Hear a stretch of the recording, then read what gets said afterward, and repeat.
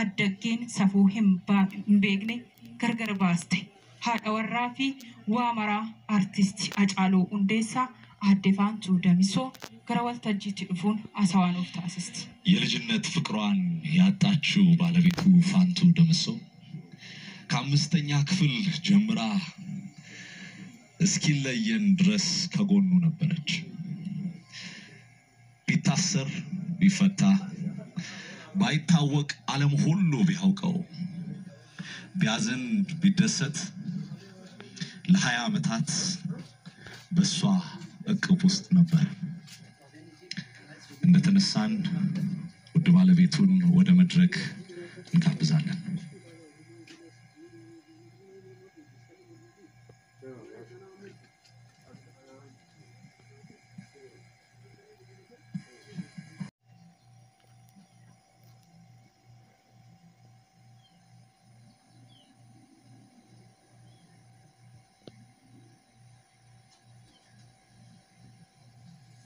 Bona amai ba.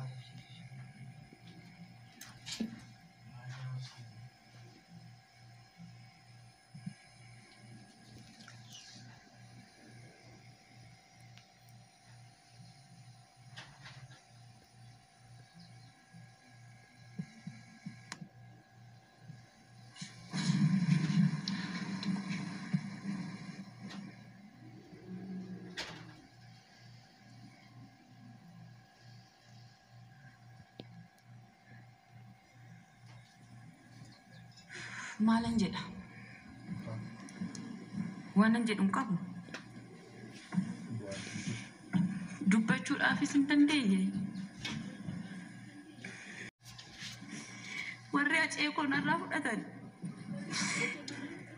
warri goota koonarraa fudhatan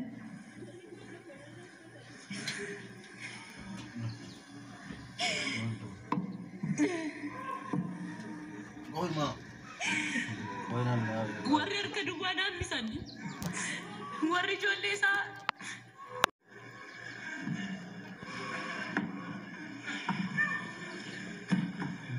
akka murtii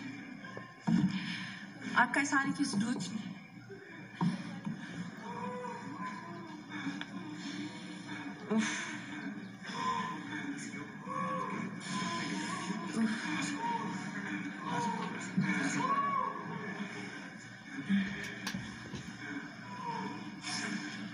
akka du'aan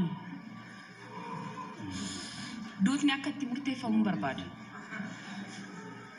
Aceen hin duune acee hedduutu jira. Gootni hin du'a. Hojiin isaa garuu hin du'u.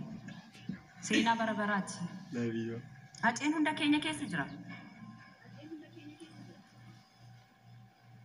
Hojiin isaa garuu bara baraan yaadatamaa jira.